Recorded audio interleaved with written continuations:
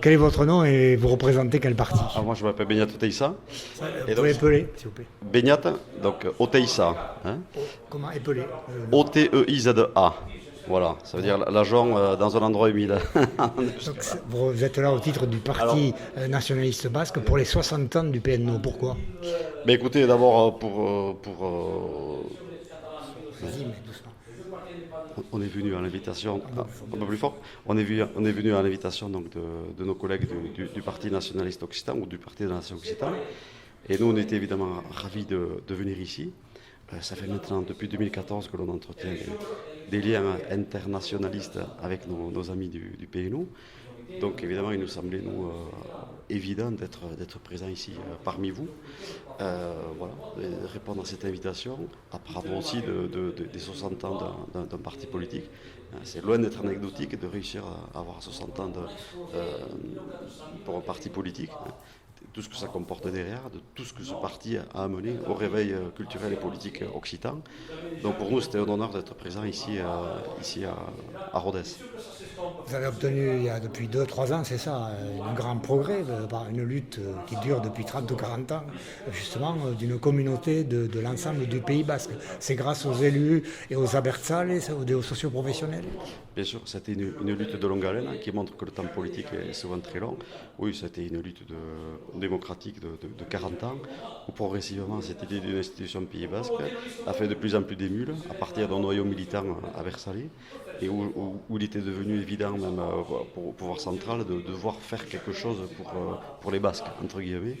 Et donc, eh bien, dans la fenêtre de tir qui s'ouvrait avec la loi NOTRe, sous le gouvernement Hollande qui chargeait toujours des synthèses possibles, mais pour nous, ça a été la possibilité d'avoir une communauté d'agglomération du Pays basque à l'échelle de 158 communes du Pays basque. Et on en est très content aujourd'hui. Pour la première fois depuis la Révolution française, le territoire du Pays basque existe enfin, voilà, dans le paysage politique français. Quel est ce pouvoir, en quelques mots, quand même, de cette communauté basque? Alors cette communauté basque, en fait, il a quasiment le pouvoir aujourd'hui d'un département et en tout cas, il a pour ambition d'avoir quasiment le pouvoir d'un département et d'une région. Parce qu'il faut savoir qu'une communauté d'agglomération, c'est un ensemble de compétences obligatoires, c'est-à-dire le développement économique, les ordures et compagnie, mais c'est aussi la possibilité de cumuler le maximum de compétences, en fait, pour faire simple, que les élus ont envie de s'attribuer. Et donc aujourd'hui, cette communauté d'agglomération s'occupe de formation universitaire, va s'occuper de tourisme, va s'occuper d'agriculture, va s'occuper de politique linguistique. Et là, je vous parle de compétences qu'une communauté, une interco classique ne fait pas, quoi. Voilà.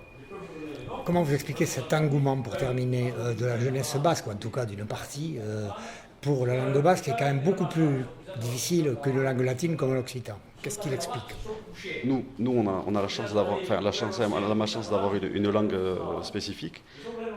Alors nous, on n'a pas disons que nous, en tout cas, on n'a pas le désavantage que vous pouvez avoir. C'est-à-dire qu'ayant deux langues voisines, ben, il est facile de déraper, entre guillemets, et de glisser vers le français. Voilà, ça c'est une première chose. La deuxième chose, c'est que s'il y a un domaine de réussite culturelle, c'est dans le domaine de l'enseignement, incontestablement, puisque les écoles immersives privées ont démarré en France, en Pays Basque Nord. La première école immersive typique Achtola a vu le jour en 1969.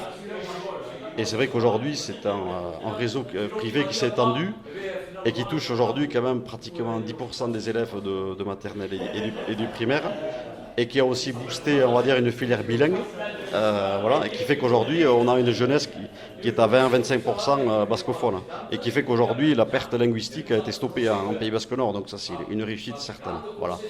Sans parler derrière de ce que ça suppose de création culturelle, les jeunes, ça veut parler aux jeunes, et en tout cas, ils utilisent les formes artistiques que les jeunes souhaitent aujourd'hui. Et donc, c'est une dynamique voilà, qui est positive aujourd'hui, mais c'est un combat de tous les jours, qu'il faut toujours, voilà, c'est le métier qui est remis à chaque fois. Et voilà, d'autant qu'aujourd'hui, par exemple, on a un combat politique qui est celui de la reconnaissance de l'immersif, mais dans le public, puisqu'aujourd'hui, on a une quinzaine d'écoles expérimentales. Et l'État français freine des quatre fers pour développer cette filière. Or, nous, on considère que c'est indispensable pour pouvoir continuer cette reconquête linguistique. Quoi. Voilà. Pour terminer, quelques mots en langue basque. Ni oso pozik naiz hemen izaitea errodezen, zuekin, beraz, oksitandarrekin. PNOren 60 urteak ospatzeko, eta espero dut oraindik 60 urte biziko duela PNOk Occitania askatu baten ukaiteko. Quand même,